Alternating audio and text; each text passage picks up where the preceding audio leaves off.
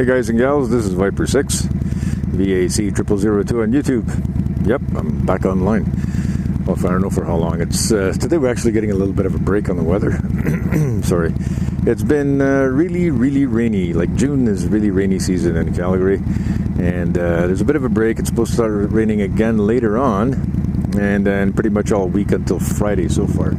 So we'll see. And then the following week I gotta bring my bike in to get some new rubber installed.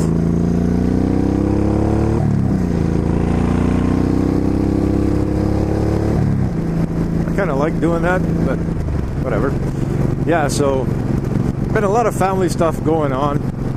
Some of you guys might know from some of my comments. And you guys keep me really busy because now that riding season is on, man, every time I turn on my computer and I look, there's like a zillion videos for me to look at and comment on. Some of them I look at and don't comment on, so, but you know I look at all of them, so just so you guys know.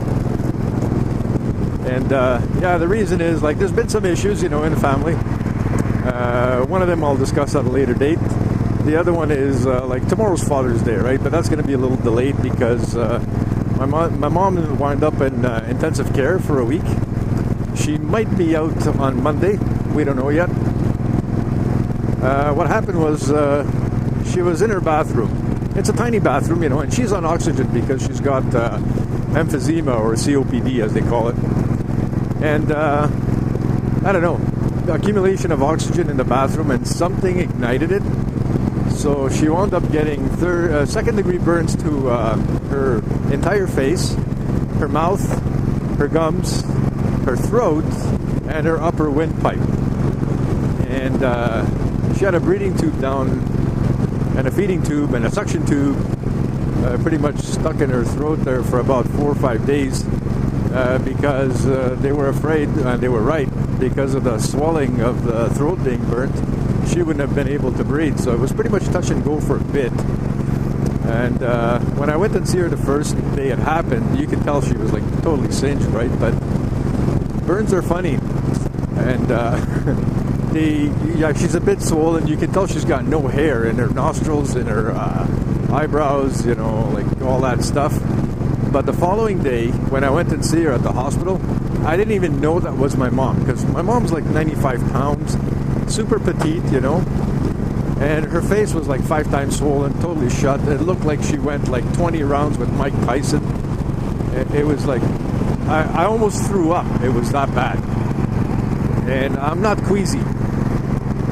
But the funny thing is, I'm not queasy if it's someone else, but I get a little queasy when it's someone that's close to you, right? I don't know if you guys understand what I'm saying, but because I've got emergency level first aid, so I'm pretty, at first I'm like super cold-blooded, you know, and do that, you know, take care of what's the task at hand, and then later on it hits me. And for about 2 nights I just didn't sleep very well, because every time I closed my eyes, all I saw was her face, and it was like, whoa. But anyway, so she's doing better. She still can't cough up stuff because the mucus that's being developed from the burns inside of her. But she's a lot better. Now she's pretty much scabbed up on her entire face, and it's getting a little crusty, so they got to keep a lot of polysporin on it. So, yeah, it is what it is for that. That's going to hurt for a while. Burns are some of the worst things you can have. So, it's not that I haven't been riding. I've been going out here and there, you know, testing out my new Bell Drifter Black Ops helmet. I really like it. It's extremely comfortable.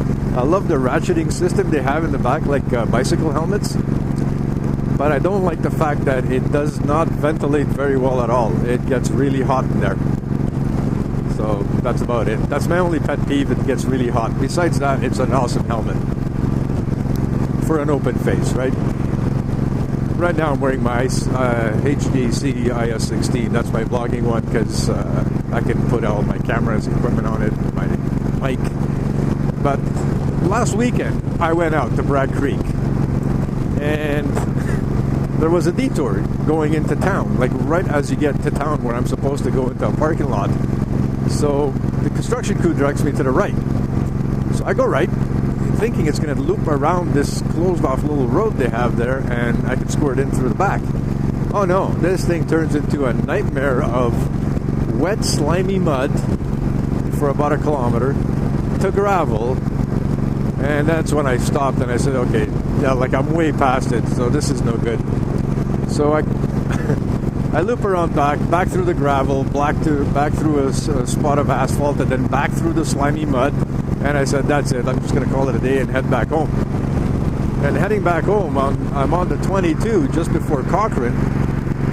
And there's a big truck in front of me. And I picked up two other bikers behind me, so we're riding formation. And all of a sudden, the truck just slams on the brakes, like he goes into full emergency brake. And you see three bikes freaking out, going into full emergency brake. Good thing everybody was experienced, and we had our distance from the truck, and we're paying attention, right? Apparently there was a cyclist, an old guy, that's like traveling the country on a bicycle, and it's like totally loaded down with gear. Bungee cords, over the fender, over here, all over the place. And one of the bungee cords let loose and went into his front spokes. So he wound up right in front of the truck as the truck was almost there. Like, I thought he was going to run him over. He must have stopped like 2 feet away from him. And the cyclist, like me and the other two bikers, we immediately pull over. And the truck driver was in a bit of shock. And then he just left. Like, he shouldn't have left, but he just left. So me and the two bikers are over there, and we're trying to administer first aid to this guy. This guy is like seriously knocked out cold. He was out cold for like 2 minutes. Didn't know his name. Didn't know where he was. Didn't know what he was doing. Meanwhile, we've got an ambulance coming. About 5 minutes later, the ambulance shows up. Meanwhile, this guy's remembering his name. And he's sitting up, and I said, "You hurting anywhere?" And he said, "Well, I got some road rash over here." Like, he's looking at his knees and his elbows and his knuckles. And I said, "Listen, I'm not going to lie to you. That's the easy part, man. Those are your light injuries. You pretty much stopped yourself with your face. Like, the left side of his face started, like, his eye was already shut from the swell because he hit right over there. And he was down to meat. That's how much skin he took off. And no helmet. Absolutely no helmet. So once he was okay and awake over there, I kind of told him, I said, "Buddy, you should be wearing a helmet. Like, no matter how good you are, you could have avoided a lot of this on your face with a helmet." And he sort of nodded. So he thought he was going to go home. I said, "No, you know what, man? You hit your head pretty good. We don't know if there's a fracture in the front there, because over on your left eye socket, it's like you're down to meat, buddy. So it's best you go with these guys." The RCMP showed up. They took his gear and his bike, and they followed him to the hospital. So after that, I don't know what happened. So it is what it is. But luckily, it could have been worse, because that truck. Good thing the truck was paying attention, because if he was just going for the radio or something, that split second would have run over that biker, because he literally stopped 2 feet short of running him over. It was like, I was sure he was running. I was sure he was under his front end. It was that bad. So I met up with these other two bikers over there. Both of them. One of them was riding the same bike as me. The other one had a Harley, And then we start up to go, and the guy stops me, and he says, "Okay, I like your pipes." Hold on a sec. So he looked at the pipes, because he still had the stock stuff, and apparently all his friends make fun of him because they say it sounds like a sewing machine. So it is what it is. And then when I get a chance, I got to show something to D Heller 777. I forgot, because normally that traffic light, I miss it. But I'll show them. We were talking about sensors and asphalt for motorcycles that don't tend to trip, and a lot of those don't. But in Calgary, they converted a lot of the traffic lights. There's still some old ones where they actually put these infrared beams on top of the light posts that point to the lane. So if you get your bike into that beam, you're always going to get a light.